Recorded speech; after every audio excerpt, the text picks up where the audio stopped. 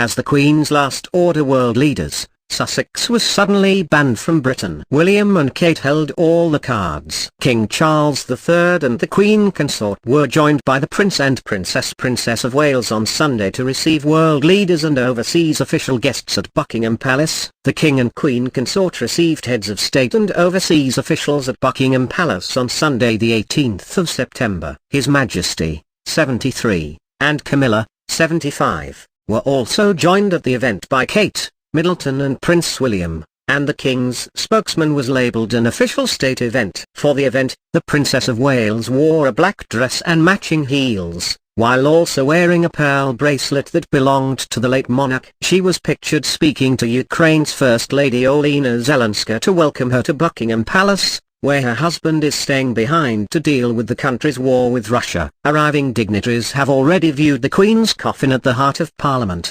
having been allocated a VIP slot. It was a busy day for the new king after it was revealed he had travelled over 1900 miles over the last week to meet well-wishers in each of the 4 nations. On Saturday he was again joined by Kate, William and Camilla to welcome representatives of the Commonwealth countries to Buckingham Palace. The Governor-General of all Commonwealth nations was among those present. The new king and his son Prince William also surprised the crowds lining up to see the late Queen on Saturday as they stopped to personally greet and thank as many members of the public as time would allow. As the queues stretched along the sides of the subjects, many snapped photos and pressed against the metal barriers, eager to exchange a word with the king and heir to the throne. Several also shouted "God save the King" and "God save the Prince of Wales" as everyone passed. People are currently queuing to visit the in-state Queen, who reached her last day on Sunday. The coffin of the late monarch remains in Westminster, a hall open to the public, until 6:30 am. The Monday before the state funeral at Westminster Abbey. With today likely to be the last opportunity to queue,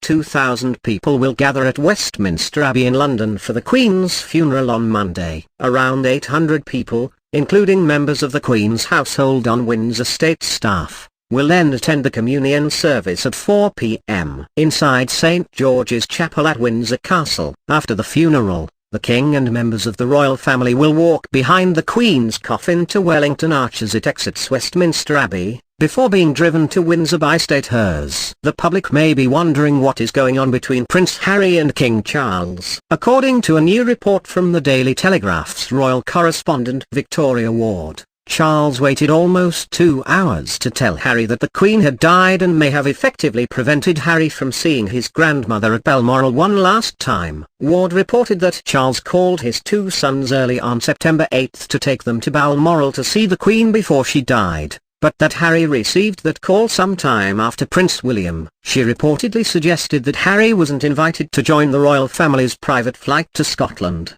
which meant he had to scramble to get his own flight to Baltimore. According to the report, Harry's flight departed at 5:35 p.m. An hour after Prime Minister Liz Truss was informed of the Queen's death. Charles didn't tell Harry about his grandmother's death until around 6:25 p.m. 5 minutes before the royal family made the official announcement. And to top it off, Ward claimed that Harry couldn't even see his father or brother when he arrived. So much for sending his love to Harry and Meghan.